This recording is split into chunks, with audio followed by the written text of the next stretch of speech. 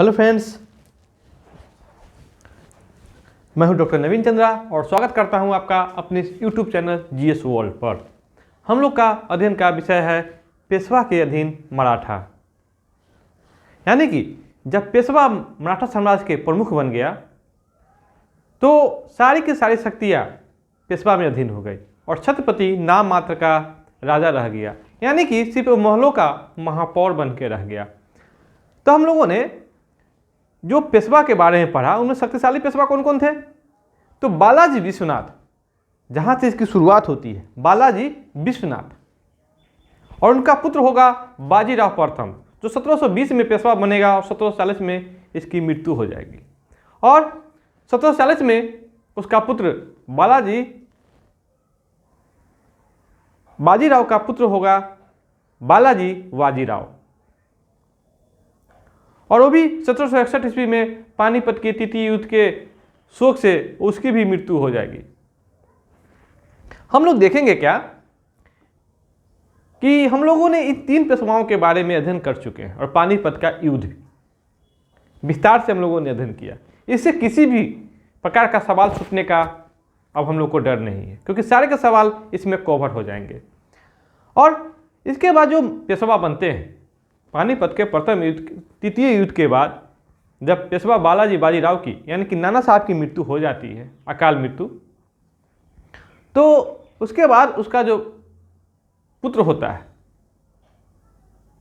माधवराव प्रथम, वो पेशवा बनता है। तो आज हम लोग अध्ययन करेंगे माधवराव पेशवा, उसके बाद जो नारायण राव, माधवराव द्वितीय, उसके बाद बाजीराव द्वितीय जो कि अंतिम पेशवा होंगे। और बाजीराव द्वितीय के बाद पेशवा का पद ही समाप्त कर दिया जाएगा, यहाँ तक कि उसको निर्वाचित जीवन व्यतीत करने के लिए, पेंशन पर जीने के लिए कानपुर के बिट्ठू नामक जगह पर भेज दिया जाएगा, जहाँ पर 1853 में बाजीराव द्वितीय की मृत्यु हो जाएगी। यहाँ हम लोग जब पेशवा के बारे में अध्ययन करेंगे तो हम लोग इस बात को गौर करें, कभी किए हैं आप लोग, कि आखिर पेशवाओं की अकाल मृत्यु कैसे हो जा रही है। 40 वर्ष की उम्र में, 45 वर्ष की उम्र में पेशवा की मृत्यु हो जा रही है। कोई भी पेशवा ज्यादा दिन तक नहीं जी सका। और मराठा साम्राज्य के पतन में सबसे ज्यादा योगदान इसी मुख्य बिंदु का रहेगा कि पेशवा की लंबी उम्र ही नहीं हो सकी। देख रहे हैं ना, कम उम्र में ही पेशवा की मृत्यु हो जा रही है। और इसके बाद जब बाजीराव द्वितीय पेशवा बनेगा तो मराठा सरदारों को आपस में लड़ा लड़ा के अपने साम्राज्य को इतना कमजोर कर देगा कि अंग्रेज आके क्या करेगा, मराठा साम्राज्य पर अपना राज कायम कर देगा और मराठों की सत्ता समाप्त हो जाएगी। तो आज का हमारा टॉपिक क्या है, माधवराव प्रथम। पिछले वीडियो में हम लोगों ने बालाजी विश्वनाथ, बाजीराव प्रथम और बालाजी बाजीराव के बारे में अध्ययन किया। तो आज हम लोग शुरुआत करेंगे माधवराव प्रथम से। माधवराव प्रथम, इनका पेशवा काल होगा 1761 से 1772 ईस्वी। देख रहे हैं ना, मात्र 11 वर्ष। और ये कौन थे, तो बालाजी बाजीराव के पुत्र थे। बालाजी बाजीराव के पुत्र थे। चूंकि इनके भाई विश्वास राव की मृत्यु कब हो गई थी, पानीपत के तृतीय युद्ध में। तो बालाजी बाजीराव का जो पुत्र होंगे अगला माधवराव प्रथम, वही बनेंगे पेशवा। जिस समय पेशवा बनेंगे उनकी उम्र होगी मात्र 17 वर्ष, यानी कि नाबालिग होंगे। और इसीलिए इनके संरक्षक के तौर पर, रिजेंट के तौर पर चाचा रघुनाथ राव को रखा जाता है। यानी कि इनके चाचा जो थे रघुनाथ राव, उनके संरक्षण में माधवराव प्रथम को रखा जाता है। कहते हैं माधवराव प्रथम एक योग पेशवा थे, काफी योग पेशवा थे। पानीपत के तृतीय युद्ध में जो मराठों की शक्ति कुछ दिनों के लिए रुक गई थी, उसको फिर से पुनः स्थापित करने का प्रयास किया और उससे भी आगे बढ़कर मराठा साम्राज्य का नेतृत्व किया। कौन, माधवराव प्रथम।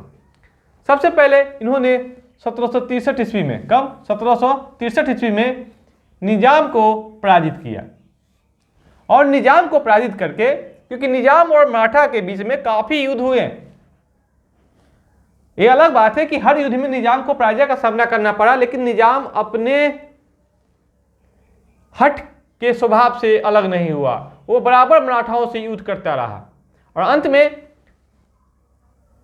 मराठा और निजाम के बीच में संधि हुई, जिसे इतिहास में राक्षस भुवन संधि के नाम से जाना जाता है। इसमें मराठों एवं निजाम के संबंधों में ठहराव आ गया और निजाम ने मराठों को अपने पूरे राज्य में चौथ उछलने का अधिकार दे दिया। और यही नहीं, माधवराव प्रथम ने निजाम के छोड़िए राजपूत शासकों, जाटों को भी पराजित किया।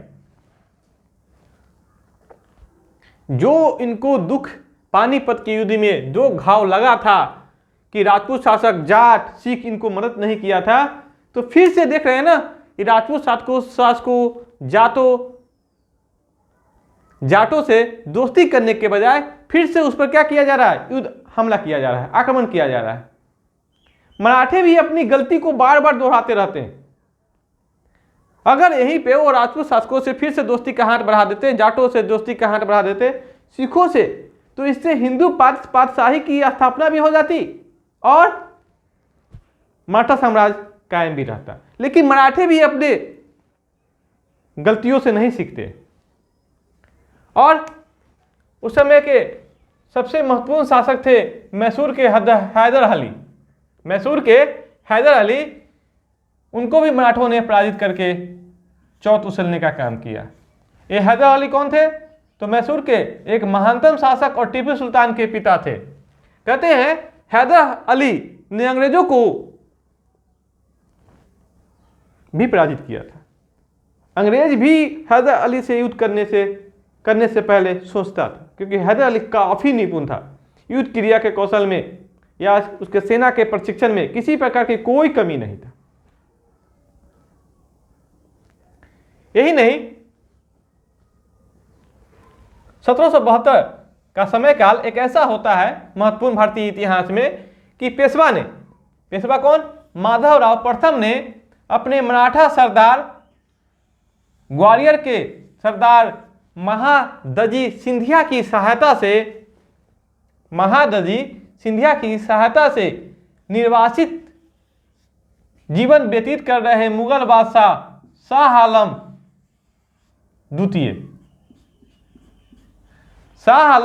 द्वितीय को दिल्ली की गद्दी पर बैठाया। अब बादशाह जो था शाह आलम द्वितीय मराठों का पेंशन भोगी बन गया, यानी कि मराठों के पेंशन पर मुगल बादशाह शाह आलम द्वितीय दिल्ली में राज करने लगा। तो अब आते हैं कि इससे पहले शाह आलम द्वितीय कहां पर निर्वासित जीवन व्यतीत कर रहा था? तो यह इलाहाबाद में, यानी कह सकते हैं अवध के नवाब शुजाउद्दौला के यहां शाह आलम द्वितीय अंग्रेजों का पेंशन भोगी बन करके निर्वासित जीवन व्यतीत कर रहा होता है। क्योंकि वो डर के मारे दिल्ली पर नहीं आएगा, क्योंकि यहां पर अहमद शाह अब्दाली का जो मीर बख्शी होगा, नजीब दौला, उसके डर से।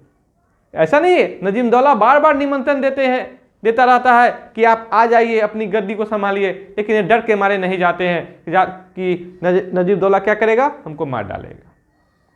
और बक्सर के युद्ध में, जब बक्सर का युद्ध होता है अंग्रेजों के साथ, इसे 3 पक्ष होते हैं विपक्ष में, जिसमें शाह आलम द्वितीय, मुगल बादशाह, अवध का नवाब शुजाउद्दौला और बंगाल का नवाब मीर कासिम। इन तीनों की संयुक्त शक्ति आपको बक्सर के युद्ध में अंग्रेजों से पराजित हो जाती है, जिसके कारण इलाहाबाद की संधि के तहत शाह आलम द्वितीय यानी कि मुगल बादशाह अंग्रेजों का पेंशन भोगी बन जाता है। कहते हैं, हम लोगों ने पहले भी बात करी है कि कोई भी पेशवा का ज़्यादा उम्र लंबा नहीं हुआ और उनका पेशवा काल भी ज़्यादा लंबा नहीं हुआ, और ये मराठों की सबसे बड़ी क्षति थी। 1772 ईस्वी में माधवराव प्रथम पेशवा की भी क्षय रोग से अचानक से मृत्यु हो गई। देख रहे हैं ना, यानी कि मराठा साम्राज्य अभी सुधार की स्थिति में ही था, अपने ऊंचाई पर पहुंचने की शुरुआत ही कर रहा था कि पेशवा की मृत्यु हो गई। पेशवा की मृत्यु को ग्रांट डफ ने बहुत ही बेहतर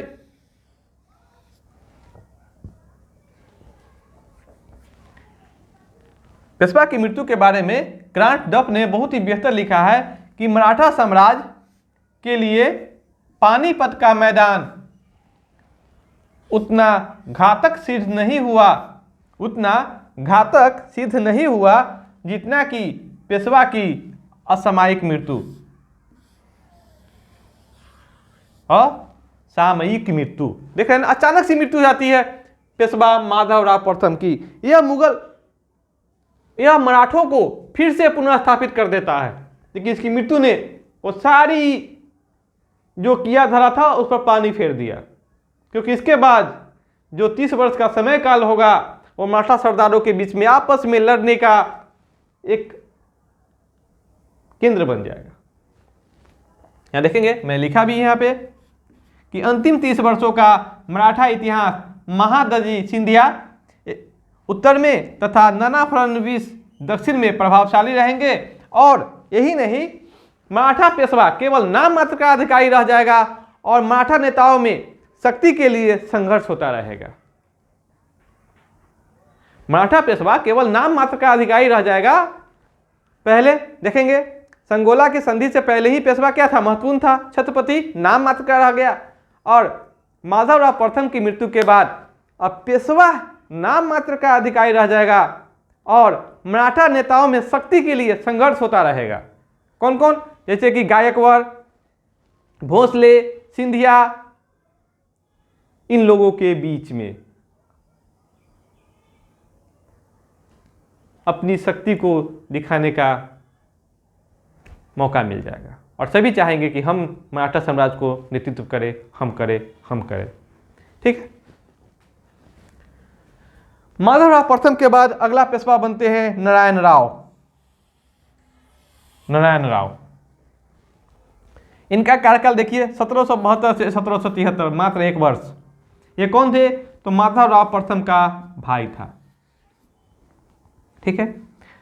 कहते हैं क्योंकि रघुनाथ राव माधवराव प्रथम का संरक्षक बना था, लेकिन जब माधवराव प्रथम की मृत्यु हो जाती है तो रघुनाथ राव को पेशवा न बनाकर किसको बनाया जाता है? नारायण राव को। यही कारण है कि नारायण राव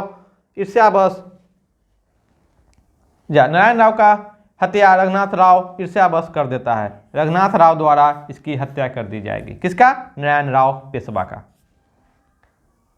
और रघुनाथ राव अंग्रेजों की सहायता से पेशवा बनने का प्रयास किया, लेकिन उस समय के एक प्रसिद्ध मराठा सरदार थे जो कि पेशवा के मुख्यमंत्री थे, या आप कह सकते हैं पेशवा के प्रधानमंत्री, नाना फडणवीस। यह पूना का प्रधानमंत्री था।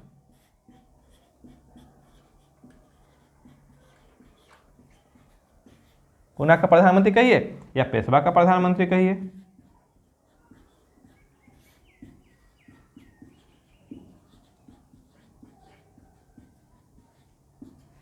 ठीक है। तो नाना फडणवीस किसका समर्थक था? नारायण राव का समर्थक था, तथा वह रघुनाथ राव का घोर विरोधी था। जब तक नाना फडणवीस भी जिंदा रहेंगे, मराठा साम्राज्य पर कोई आंख दिखाने का हिम्मत नहीं करेगा, चाहे वो अंग्रेज ही क्यों ना हो। लेकिन इसकी मृत्यु के बाद तो समझिए मराठा साम्राज्य एक तरह से धराशायी हो जाता है। तो नारायण राव की मृत्यु के बाद एक वर्ष तक पेशवा का पद खाली रहता है। क्यों? कि नारायण राव का कोई संतान नहीं था। उसकी एक विधवा औरत थी, गंगाबाई। नारायण राव की विधवा थी गंगाबाई। जिस समय नारायण राव की हत्या हो गई, उस समय उसकी विधवा गंगाबाई प्रेग्नेंट थी। तो उसके मरने के 1 वर्ष के बाद उसने एक पुत्र को जन्म दिया जिसका नामकरण रखा गया माधवराव द्वितीय या माधव नारायण राव। क्या?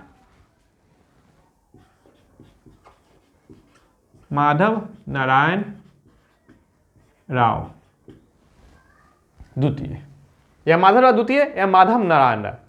तो उसका जन्म लेते ही उसको पेशवा बना दिया गया। देखिए ऐसी स्थिति आ गई कि जन्म लेते ही माधव राव द्वितीय को पेशवा बना दिया गया। जन्म लेते ही पेशवा का पद, यह कौन था? तो नारायण राव का पुत्र था, जो कि उसकी पत्नी गंगाबाई के गर्भ से पैदा हुआ था। 1774 ईस्वी में जन्म हुआ था। जबकि यहाँ पर देखेंगे 1773 ईस्वी में नारायण राव की मृत्यु हुई थी 1 वर्ष के बाद। अब क्या छोटा सा बच्चा जो कुछ जानता नहीं है, आजकल का ही जन्मा है, तो इतने बड़े मराठा साम्राज्य की देखभाल कर सकता है? तो आपका भी जवाब होगा नहीं। तो यहाँ पर क्या होगा? अब मराठा राज की देख रेख के लिए, मराठा राज की देखभाल के लिए काउंसिल ऑफ रीजेंसी का गठन होगा। काउंसिल ऑफ रीजेंसी का गठन होगा जिसमें 12 सदस्य होंगे, जिसमें 12 सदस्यों का चुनाव किया जाएगा। इसे 12 सदस्यों की परिषद कहा जाएगा या 12 सदस्यों की काउंसिल कहा जाएगा। इसको 12 भाई भी कहा जाता है, 12 भाई, ठीक है, क्योंकि इसमें 12 भाई थे, यानी 12 मराठा सरदार थे। और इन 12 मराठा सरदारों में जो महत्वपूर्ण थे वो थे सखाराम बापू, महादजी सिंधिया और नाना फडणवीस। इन तीनों ने मराठा साम्राज्य को एक कुशल नेतृत्व दिया। कह सकते हैं कि काउंसिल ऑफ रीजेंसी का जो गठन था वो वास्तव में मराठा साम्राज्य के लिए बेहतर साबित हुआ, क्योंकि यही इनके ही कार्यकाल में प्रथम आंग्ल एवं मराठा युद्ध होगा 1875 से 1882 तक। इस युद्ध में मराठा और अंग्रेजों के बीच में जो अंतिम में सालवाई की संधि होती है, इसमें बराबर स्तर पर संधि होती है, जिसमें दोनों एक दूसरे के जीते हुए प्रदेश को वापस लौटा देता है। माधवराव द्वितीय का जो पेशवा काल था 1774 से 1796 ईस्वी, इसकी जिंदगी भी उतनी ही थी और पेशवा काल भी उतनी ही थी। इनकी जिंदगी भी उतनी थी और पेशवा काल भी उतनी ही थी। कितना हो गया? 26 वर्ष। जोड़िए आप लोग, 74 26 वर्ष कि 22 वर्ष?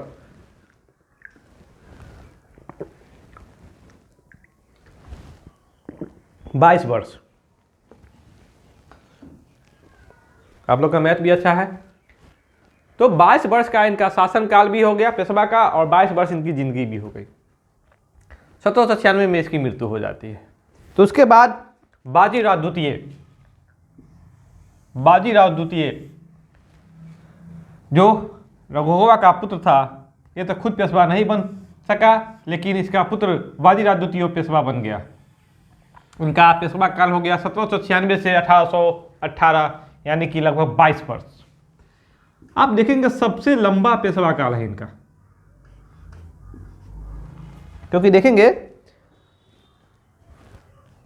बालाजी विश्वनाथ का पेशवा काल मात्र 7 वर्ष, बाजीराव प्रथम का 20 वर्ष, बालाजी बाजीराव का 21 वर्ष और माधवराव प्रथम का 11 वर्ष, और इनका भी तो 22 वर्ष है। माधवराव द्वितीय का भी 22 वर्ष और बाजीराव द्वितीय का भी 22 वर्ष। और यह इंपॉर्टेंट इसीलिए है क्योंकि ये अंतिम पेशवा थे।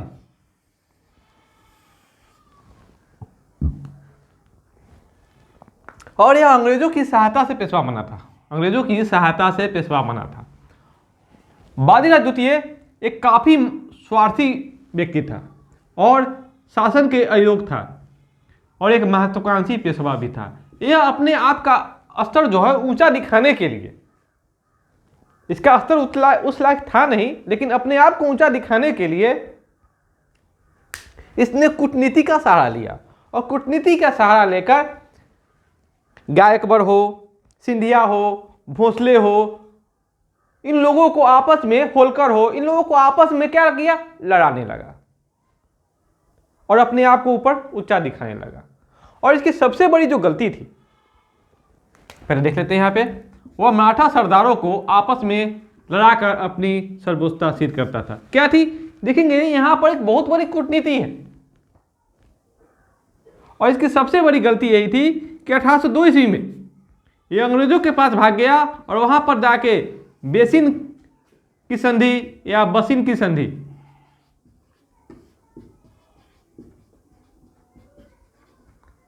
किया और संधि किया, जो कि यह प्रथम सहायक संधि था।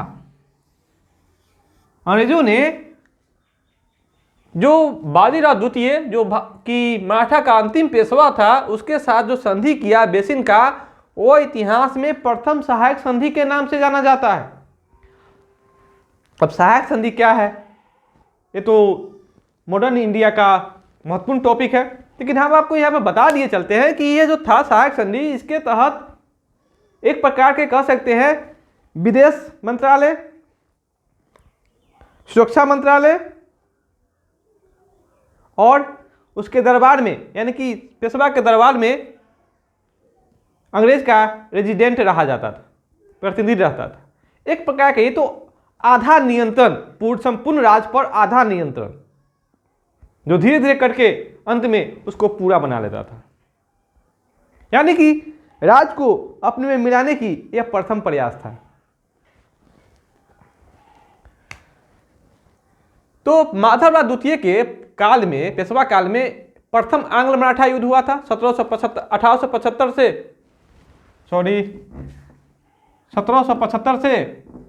1782 और बाजीराव द्वितीय के काल में 2 आंग्ल मराठा युद्ध हुआ। कौन कौन? द्वितीय हुआ 1803 से 1806, तृतीय हुआ 1817 से 1818,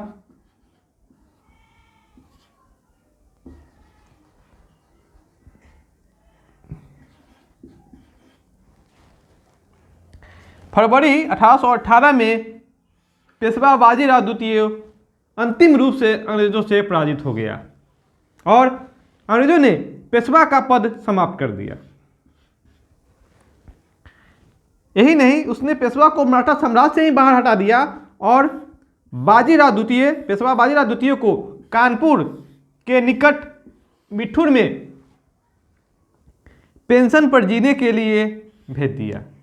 यानी कि यह पेशवा बाजीराव द्वितीय जो था, उसको अंग्रेजों ने उसके मराठा साम्राज्य से निर्वासित करके कानपुर के निकट बिठूर में भेज दिया और उसको एक निश्चित पेंशन देने लगा, जहां पर 1853 में इसकी मृत्यु हो जाती है। 1853 में जब इसकी मृत्यु होती है, कहते हैं बाजीराव द्वितीय का कोई पुत्र नहीं था, इसने एक पुत्र गोद लिया था, जिसको दत्तक पुत्र कहते हैं। उसका नाम था नाना साहब, जो कि 1857 की लड़ाई में एक महत्वपूर्ण योद्धा होंगे, रानी लक्ष्मीबाई के साथ भी। नाना साहब कानपुर से ही ये युद्ध का नेतृत्व करेंगे। कहते हैं मराठा साम्राज्य के पतन के लिए या मराठों के पतन के लिए सर्वाधिक महत्वपूर्ण योगदान किसका था? तो बाजीराव द्वितीय का था। यानी कि अगर बाजीराव द्वितीय पेशवा नहीं बनता तो मराठा साम्राज्य का पतन इतना जल्दी नहीं होता, क्योंकि जो काउंसिल ऑफ रेजिडेंसी थी काफ़ी बेहतरीन काम कर रही थी, लेकिन फिर भी जो लिखा होता है वो जरूर होता है। यहाँ तो मराठा साम्राज्य का पतन था और अंग्रेज का उत्कर्ष था, अंग्रेज को फिर भारत पर शासन करना था, जिसके कारण अंग्रेजों यहाँ पर मराठों का पतन निश्चित था। तो आज के वीडियो में हम लोगों ने 3 पार्ट में पेशवा के अधीन मराठा के 3 पार्ट में संपूर्ण पेशवा को पढ़ लिया है। अब जो हम लोग का अगला वीडियो बनेगा उसमें हम लोग आंग्ल मराठा युद्ध को देखने का काम करेंगे। मेरा ये वीडियो आपको कैसा लगा आप लोग कमेंट बॉक्स में जरूर कमेंट करेंगे। आप प्लीज़ मेरे इस वीडियो को लाइक, सब्सक्राइब और शेयर करेंगे।